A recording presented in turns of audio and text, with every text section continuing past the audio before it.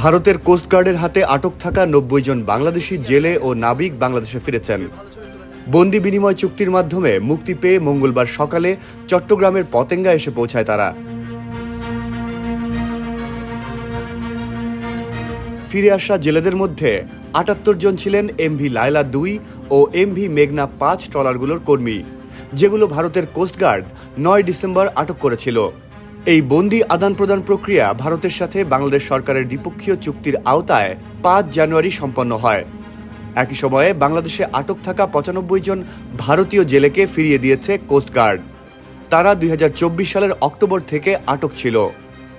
MV Laila ২ ট্রলারটি ৪১ জন জেলে নিয়ে ২৭ November সাগরে গিয়েছিল এবং এমভি মেঘনা ৫ ট্রলারটি ৩৭ জন জেলে নিয়ে ২৪ নভেম্বর সাগরে গিয়েছিল।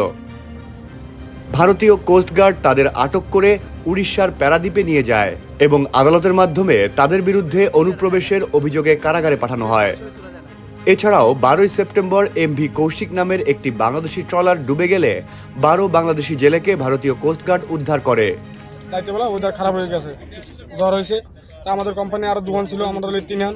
তো ওনারা জাল আগে টেনে ফেলে আমার কাছে গেছে যে আমরা তো মহিপুর চলে যাবো, আর তুই আয়। আমাকে ঠিক আছে, তা আপনারা যান, আমি আসতে আছি। ওই মুহূর্তে আমার বোট তারা চলে গেছে, ওই মুহূর্তে আমার বোট পাল্টে খেয়ে গেছে। আমার ১৩ জন ছিলাম, একজন মিসিং, আমি একজন পাই নেই। তারপর এটা সেপ্টেম্বর মাসের ১১ তারিখ। এবার আমার বোর্ডে কিছু বল পুলুট আর একটা বাস ছিল। তারপরে আমি স্টাফে নিয়ে ছুটাইছি, ছুটানোর পরে ৩০-৪০টা পুলুট আর ওই বাস আমি বেঁধেছিলাম। বাঁধে ওই আমরা ১২ জন ওই বাসের উপর বসেছিলাম।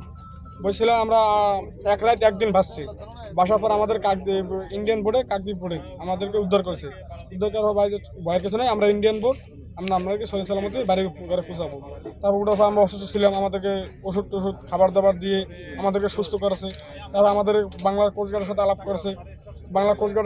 তারা জ্বরের জন্য যাইতে পারেনি, আমাদেরকে আনতে পারে না। তারপর ওই মাঝি বলছে, ভাই ঠিক আছে, তা আমি তো থাকতে পারি না, সাগর উত্তল খারাপ হয়ে গেছে, আমাদের চলে যাওয়া লাগবে। তবে আমরা বললাম, ভাই ঠিক আছে, আপনি যেমন যাবেন আমাদেরকে নিয়ে নেন। পরে উনি যাই আমাদেরকে পাথর প্রতিমে থানায় দিছে। থানা থেকে আমাদের কোর্টে দিছে, কোর্ট থেকে আমাদের জেলে দিছে, ডায়মন্ড হারবার জেলে।